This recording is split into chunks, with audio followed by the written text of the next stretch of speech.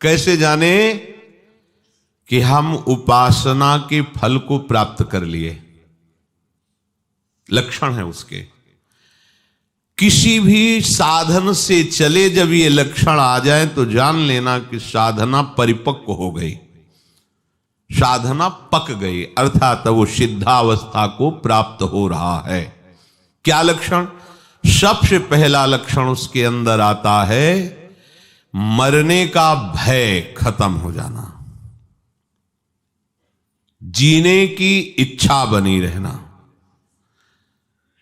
पहला है मरने का भय खत्म हो जाना, चाहे वो कर्मयोगी हो, ज्ञान योगी हो, भक्ति योगी हो, या किसी भी अष्टांग योगी हो, किसी भी मार्ग का पथिक हो, उसकी जब सिद्धावस्था आती है तो सबसे पहला लक्षण प्रकट होता है निर्भय। सब भयों से भी बड़ा भय है मृत्यु का भय। उस उपासक के हृदय में किंचन मात्र भी मृत्यु का भय नहीं रह जाता। ये देखो अंदर से मरने का नाम सुनकर के भय लगता है कि नहीं लगता? अगर लगता है तो अभी साधना पथ पे हो, अभी लक्ष्य पे नहीं पहुंचे। लक्ष्य में पहुंचने पर मृत्यु का भय ही नहीं है, किसी भी तरह से उसे कष्ट नहीं। कैसे?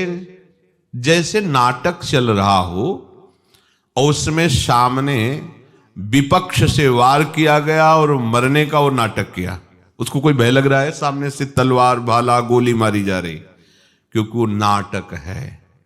उसको पता है मुझे ठीक ऐसा ही रोल निर्वाह करना है जिससे दर्शक देख करके वाह कर रहे हो। बिल्कुल उसमें वो जान करके नाटक करता है, वो जान करके ऐसी उपस्थित सीन करता है कि सामने वाला प्रभावित हो जाए। उसको मृत्यु का भय थोड़ी लग रहा है, क्योंकि जान रहा नाटक है।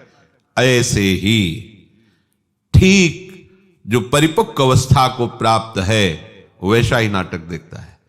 जैसे प्रलय में भी भयभीत नहीं होता भक्त, ऐसा शास्त्रों में आया। तो सैकड़ों हजारों आप नाटक देखते, उसमें देखते सैकड़ों लोग मारे जा रहे हैं, गांव के गांव जलाए जा रहे हैं, आपको थोड़ी भी पीड़ा नहीं होती, क्योंकि मूल में आपको पता है नाटक है, ये दिखावटी है, वास्तविक ऐसा नहीं है। ऐसे ही उस पवित्र अंतःकरण वाले परिपक्व अवस्था को प्राप्त हुए किसी भी साधन पथ से जो चला है, उसको संपूर्ण संसार का नाटक रहस्य पता चल जाता है। इसलिए महाप्रलय में भी केवल नाटक देख रहा है। जैसे अपने गांव का गांव आग लगाई जा रही देख रहे, पर कोई भय या दुख नहीं, क्योंकि पता है नाटक है, झूठा है। ऐसे ही ये मिथ्या, ब्रह्म सत्यम जगन मिथ्या, ये मिथ्या है। वो अपने शरीर को ऐसे मिथ्या अनुभव का है तो अनुभव होता है, जो मिथ्या है तो उसे अनुभव हो रहा है। अब उस असत शरीर के छोड़ने का उसे कोई भय नहीं है, क्योंकि उसने पहले ही छोड़ दिया है। माना हुआ अपनापन प्रभु के चरणों में ऐसा समर्पित हुआ कि देह शुद्ध ही गई, देह कुटुंब ते जाए छूट सब ही विधि नातो। जब तक मरने का भय है तब तक परिपक्व अवस्था नहीं है। मृत्यु का भय खत्म हो जाए, जांचो। यहां सब 1 मिनट में लीला प्रवेश की बात करते हैं। मुझे भगवत प्राप्ति हो गई, मुझे ब्रह्म बोध हो गया है, तो ऐसे कपड़ा क्यों रखे थे? बोले वो व्यक्ति दिखाई देते हैं ना, ब्रह्म बोध हो गया और व्यक्ति दिखाई देते हैं। जैसे ब्रह्म बोध हो जाता है उसकी ब्रह्म दृष्टि हो जाती है, व्यक्ति कहां? गलत नहीं चलो, सही से चलोगे तो ब्रह्म बोध हो जाएगा। इसीलिए तुम्हें मनुष्य शरीर मिला है। हाँ, वो मुझे राधा कृष्ण का साक्षात्कार हो गया। अरे जब तक मैं हूं तू है तब तक कहां साक्षात्कार है? जिन्हें साक्षात्कार होता है वो वही होते हैं। जानत तुम्हें हो जाती, मैंने साक्षात्कार किया वो कर ही नहीं सकता। जिसने साक्षात्कार किया बताने वाला ही नहीं रह जाता। जो बताया जाता सब बाहरी बात होती है, आंतरिक तो बता ही नहीं रहता। मरने का भय खत्म हो जाए बस। दूसरा, जीने की इच्छा ना रह जाए। देखो कितना सुंदर है, जीने की इच्छा। अभी शरीर नष्ट हो जाए क्या, जीने की इच्छा नहीं। जितनी श्वासें हैं राधा राधा राधा, हमें क्या जरूरत है कि हम शाम तक जिए और साधना करें? क्यों इच्छा कर रहे हो?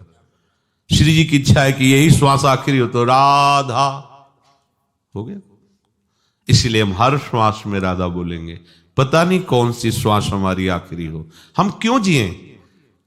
अगर जीने की इच्छा है तो शरीर राग है, शरीर राग है तो भोग का सुख भाव है, भोगों का सुख भाव है तो संग्रह बुद्धि है, संग्रह बुद्धि तो जिसको हमने संग्रह किया, जिसे अपना माना वो छूट जाएगा, इस बात का भय है। इसलिए मृत्यु से भय लगता है और जीने की इच्छा रहती है। शरीर राग, कर्ता भोक्ता भाव यही भय प्रदान कर रहा। मूल बात समझिए, जीने की इच्छा खत्म हो जाती है। जब तक जीने की इच्छा है तब तक अज्ञान है, मरने का भय है तो अज्ञान है। कुछ भी पाने की इच्छा, तीसरा, पहला मरने का भय, दूसरा जीने की इच्छा और तीसरा कुछ भी पाने की इच्छा। कुछ भी, कुछ पाने की इच्छा नहीं, जा ही न चाहिए कबहू कछु। तो कह दे कि प्रभु की पाने की इच्छा। तुम यहां सिद्ध के लक्षण बता रहे, साधक के नहीं। जो सिद्ध हो चुका है उसे कुछ पाने की इच्छा नहीं रहती, कुछ भी पाने की इच्छा नहीं रहती। क्योंकि जिनके पाने के बाद कुछ पाना बाकी नहीं रह जाता, वो प्राप्त ऐसे हो जाते हैं कि अपना पता ही खो जाता है, वही वो रह जाते हैं। कान भय प्राण में, प्राण भय कान में, ही में न जान पड़े कान है कि प्राण है। प्राणनाथ श्यामाजू का ऐसा अधिकार हो जाता है, संपूर्ण इंद्रिय मन बुद्धि चित्त अहंकार स्वभाव सब भगवत में, सब प्रभु में।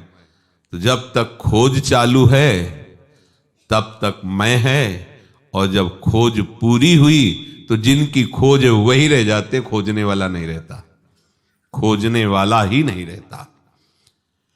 पाने की कोई भी इच्छा, कुछ भी पाने की इच्छा, ये कचाई है, और वही सिद्ध है जिसे कुछ पाने की इच्छा नहीं। करने का राग, ये करना है, जब तक ये है तब तक वो परिपक्व अवस्था को प्राप्त नहीं है। महापुरुषों के द्वारा भी चेष्टाएं होती हैं, जिसे आप कह सकते हो कि उन्होंने वो किया, आप कह सकते हो वो नहीं, क्योंकि उनका कुछ भी नहीं बकाया रहा। तो जो क्रिया हो रही, तुम निमित्त केवल उनको दे सकते हो, करने वाले प्रभु ही हैं। क्योंकि उनके मन में, बुद्धि में, चित्त में, अहम में, चेष्टा में केवल प्रभु होते हैं। प्रभुमय हो करके प्रभुमय जगत में प्रभुमय कार्य हो रहा है। वो संसारी होकर संकल्प विकल्प करके कर्ता भाव से कुछ नहीं। ये सिद्धावस्था का लक्षण है। मरने का भय नहीं, जीने की इच्छा नहीं, कुछ भी पाने का लालच नहीं, कुछ भी करने का राग नहीं। ये हो गई स्थिति। ये स्थिति के बाद आगे चलकर फिर प्रेम रस है। ये स्थिति सबको प्राप्त होती है, चाहे वो ज्ञान योगी हो, चाहे अष्टांग योगी हो, चाहे कर्म योगी हो, चाहे भक्ति योगी हो। भक्ति योग में ये महामहिम स्वरूप है कि वो यही नहीं टिकता, अब इसके बाद उसके अंदर इच्छा जागृत होती है।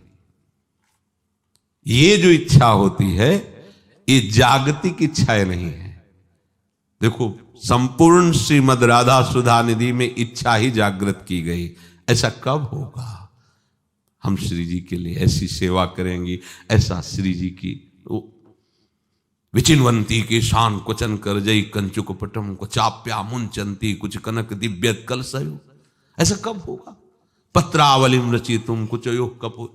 ये इच्छा ऐसा महामहिम स्वरूप है जो बड़े बड़े सिद्धों के लिए भी दुर्लभ है। प्यारोढ़ क्षमते न यक्षु शुकादी नाम तो ध्यानगम संभाव्योपि विरंचि नारद शिवो। यहां तक पूर्ण हो गया। अब ये पूर्ण के बाद जो यात्रा होती प्रेमियों की होती है, वो अखंडानंद और ये अनंतानंद, अनंतानंद स्वरूप में, प्रेम में।